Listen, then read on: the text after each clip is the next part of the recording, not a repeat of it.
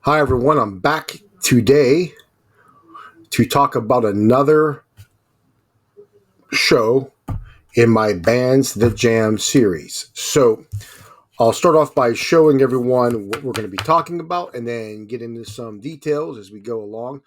I just do want to preface that I want this video to not be super long, but I'm going to add a little bit more detail based upon the subject, just to make sure that I can share information in case I'm reaching people that maybe are a little new to the band in question. And the band in question, I'm going to try and hold this up. Hopefully, you'll be able to see this. This is Led Zeppelin, and this is the live CD from their show in Charlotte in 1972. The actual date is 6/9/72. So this is the show and CD release that we are going to review today. So let's start. And I'm pulling up my notes here. Just excuse me so I can make sure I cover all the details. Let's just start again by defining what a band that jams is. I just did a video the other day, the first in this series on a Pink Floyd show, and I explained this, but just to be thorough, I'll explain it to you one more time. A band that jams is like a jam band, but there's some similarities and differences. Traditional jam bands, and we usually think of the Grateful Dead and Fish, are ones that will play shows that are different from night to night. Excuse me. And within those shows varying from night to night, the set lists are varied.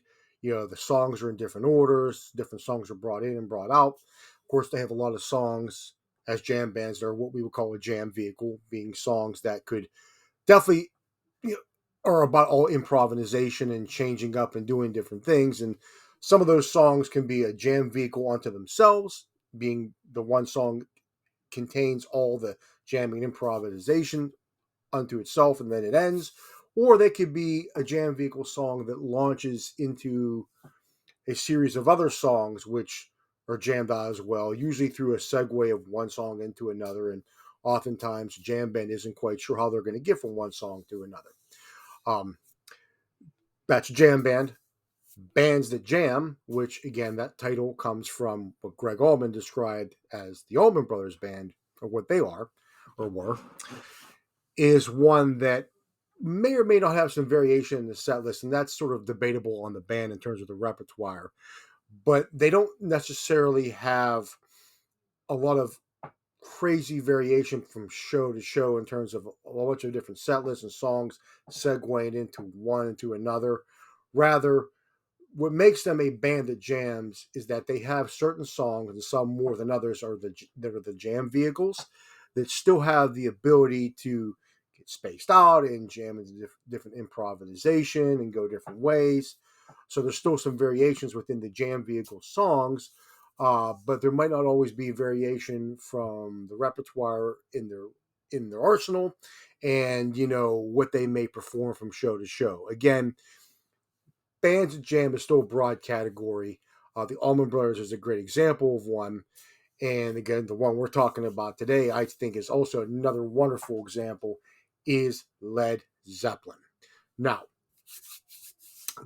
I wanted to set up a couple extra details and provide some extra information regarding Led Zeppelin. Led Zeppelin has a pretty wild and awesome live concert uh, catalog. Again, but almost all of it is bootlegs. Um, if you don't know Led Zeppelin, other than their studio albums, I think you're missing out if you've not heard their live shows. And even though they've released 4 live shows, so to speak, officially, there's a wealth of great shows out there that you should check out. And I'm hoping that you will after this video if you haven't done so. That are essentially bootlegs. Now, I prefer physical media, so I search out for the CDs. And Led Zeppelin has a massive amount of, again, of bootlegs, as I said, and it does take a little bit of extra knowledge and homework to kind of understand everything. The page that we're on right now is called Bootlegpedia, and I will share this in the description. But this page, amongst other things, or for other bands is a great resource for Led Zeppelin bootlegs. It's not the definitive one. There's actually some books and other areas you can get into to really get more information, but it's a great resource for bootlegs. And I'm just going to scroll down on this page to show you what's available on here. Now, Led Zeppelin has, because there's been a lot of wide bootlegging of this album or of the band, which is so funny because Peter Grant, their manager, did not like that. There's a lot of record labels that have been producing these bootlegs over the years. And so this site, Bootlegpedia, will either show the title, which many of the Led Zeppelin bootlegs also have a fancy title to the name, and there's usually a lot of meaning behind it. And then the way I have this organized on this page, and I'm going to scroll down till you get some dates, is uh, here, if you see here, everyone feel all right, the one I'm pointing to right now. Here's the date for it, and then here's the record label, and this happens to be Empress Valley Supreme Disc, which is one of the more popular record labels that produces Led Zeppelin bootlegs. And at the very end on this page, it lists the source, which is an audience. And just to note that Led Zeppelin is actually interesting in that there is a decent amount of soundboard bootlegs that have got out there, which is not the norm as I've come across looking at other bands. You know, either it's an audience tape or you might get lucky with an FM broadcast. Zeppelin seems to have some soundboards that made out, which again is amazing because Peter Grant, their manager, was pretty tough on a lot of things, including how much the band was getting paid, and he was really all for the band and not letting things slip, including bootlegs. So pretty wild. But anyway, I just wanted to share that. There's a lot more investigation you can do if you don't know. I'm still in the process right now. And if anyone out there is watching this video has more expertise on Led Zeppelin bootlegs, hey, jump in and comment. I want to hear from you. I'm not purporting to be an expert. I'm just a dude that wants to talk about this and share the information. So, all right, let's get into the show at hand, which is Led Zeppelin and Charlotte 6972. I'm on a page now called Record Haven. Never been on this page before, but it's one of the few that seems to have this CD release available.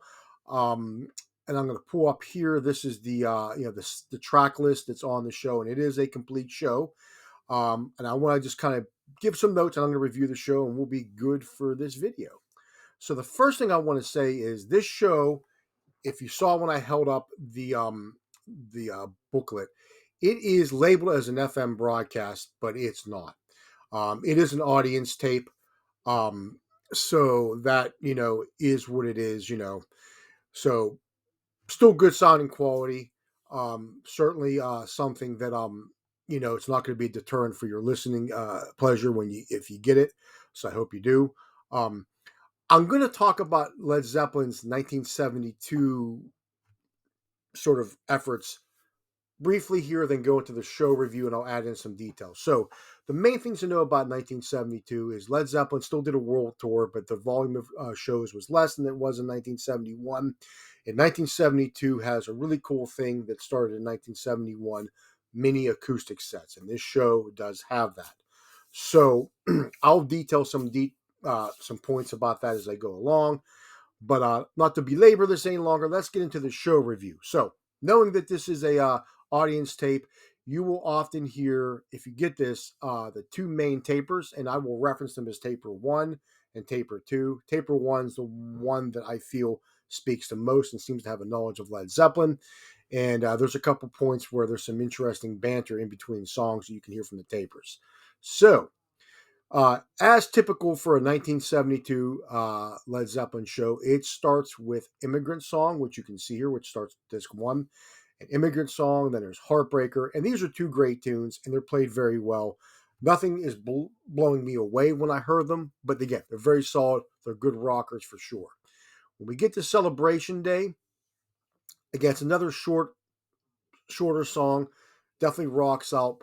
But what's interesting about this version, there's a point where near the end of it where Jimmy is sort of jamming away on the guitar, and it almost sounds like he's going to achieve liftoff and take this jam into the stratosphere, but it doesn't quite go that way. Still, it's really cool. Maybe only lasts for about a minute or so, but it's something that did stand out to me on that song and on that disc as well.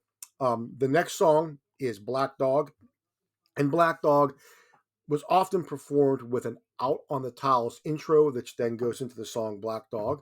Out on the Towels is a great song on its own, but we don't get the full song in this. we just get the intro, then it goes into Black Dog. Black Dog, of course, is from Led Zeppelin 4, great tune, pretty well known song of theirs, and their live versions, never disappoint. Again, this version doesn't blow me away, but it's really solid, nothing to complain about.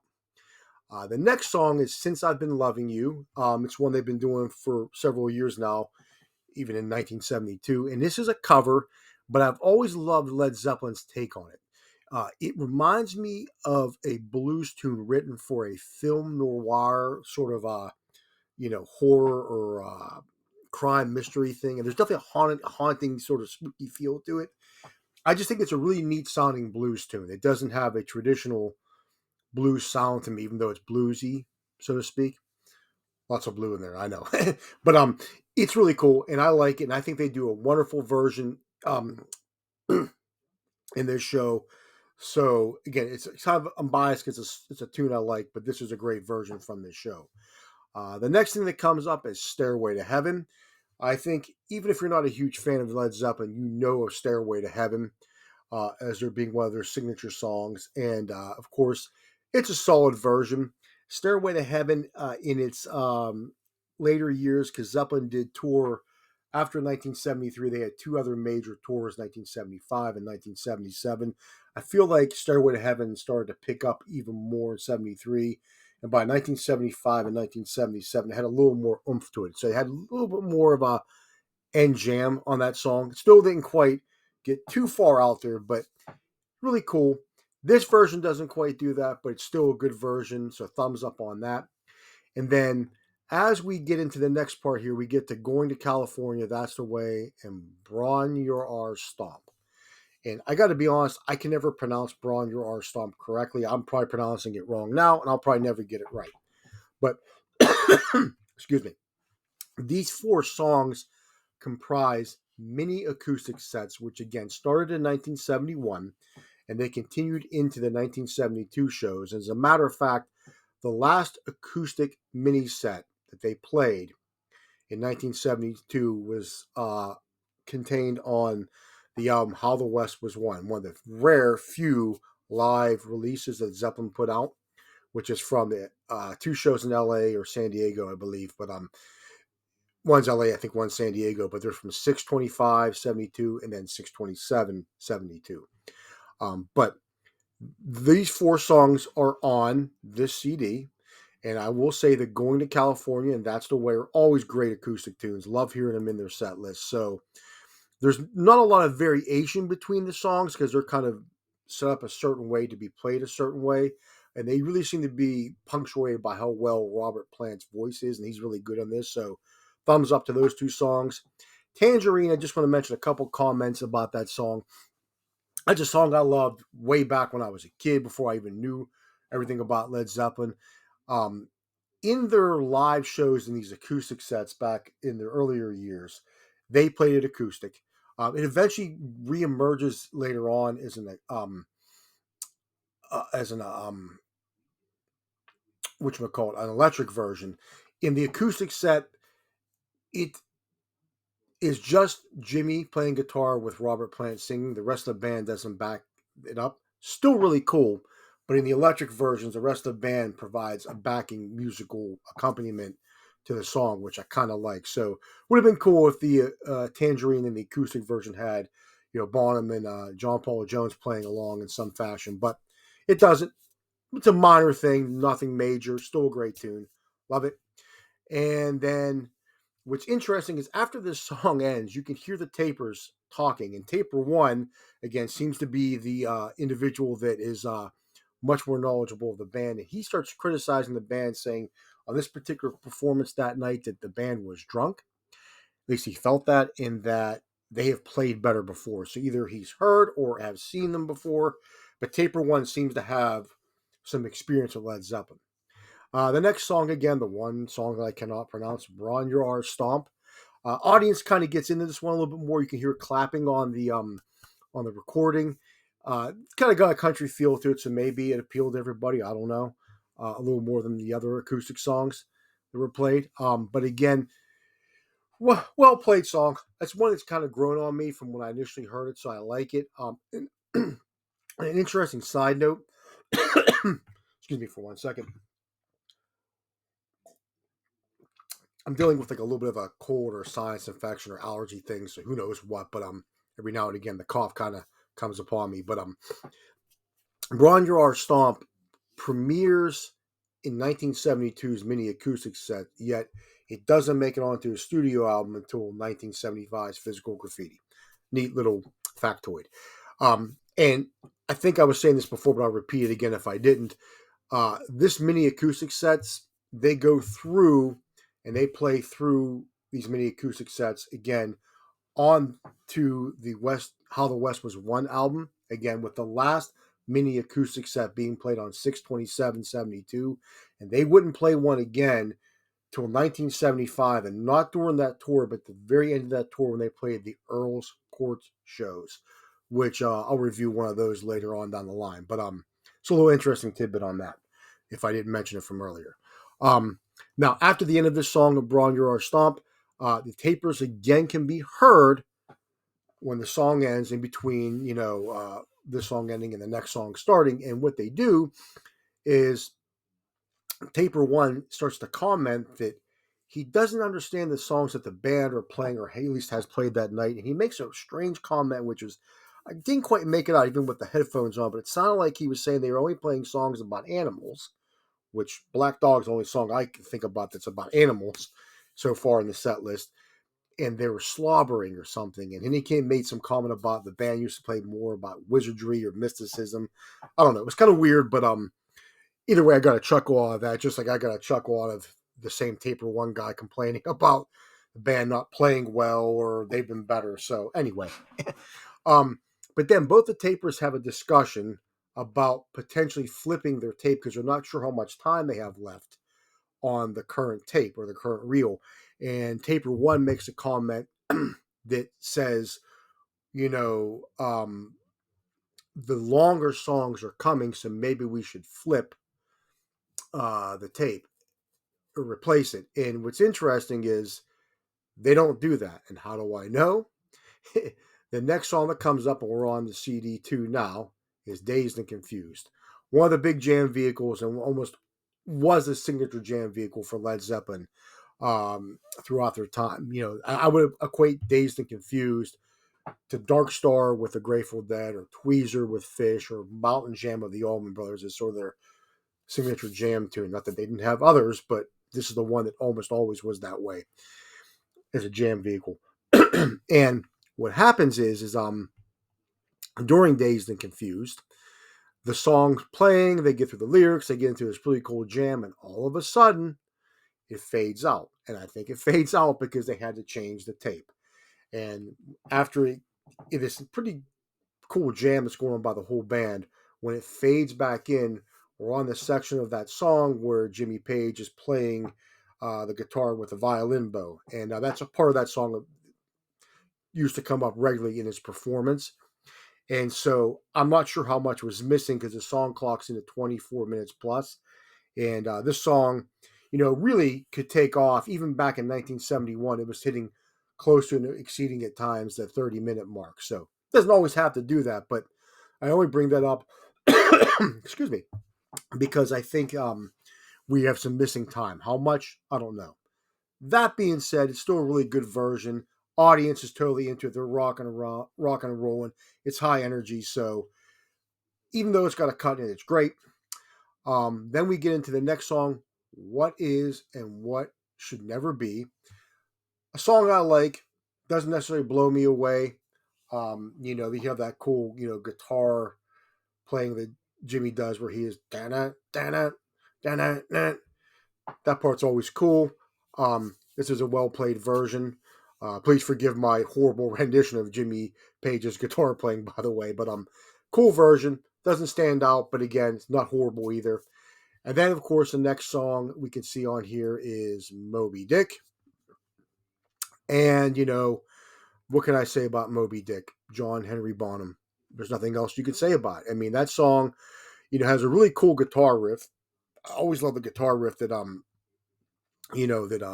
is played with it, but it's all about the drums and the drum solo. So this one clocks in around 19 minutes. So it's a pretty good version. Again, all the Moby Dicks that were performed were like this. It was another one of their jam vehicles, although it was specific to the drums. So I wish I had a better way of articulating the different drum solos that John Bonham did, and maybe I will someday, but definitely worth checking out just on that merit alone. Then the last song of the show, there's a 2-song encore, which I'll get to, is up, but it's Whole Lot of Love.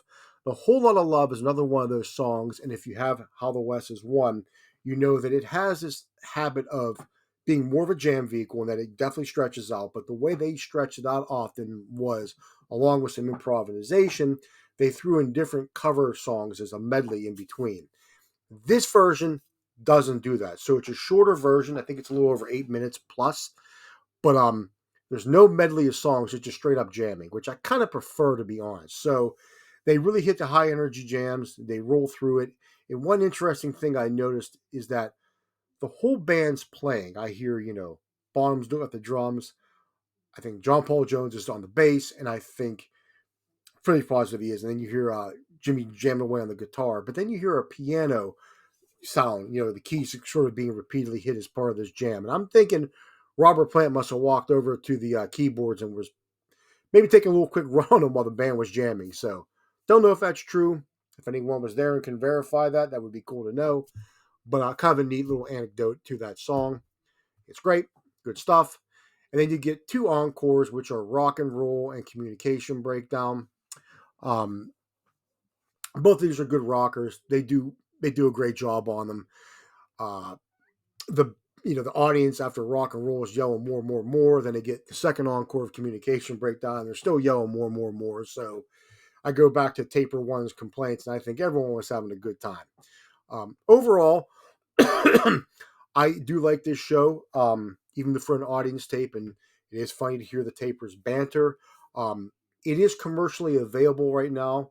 It's a relatively new release as of 2023, although I don't think this recording is new. I think it's been out in versions prior. And again, Led Zeppelin has a long, lengthy bootleg history with different labels producing things. So I think it's been out before, but this is accessible in terms of finding through like Amazon, through eBay, and through other sites. So if you're looking to get into some live Led Zeppelin and you want to find a very affordable and readily available live show bootleg, this Live in Charlotte 6972 is out there. I recommend it, and I think it's a good start. And certainly, I'm going to have more to review from Led Zeppelin in the future, but wanted to share this one with you guys as well. So, all right, everyone, take care. I'll see you in the next video.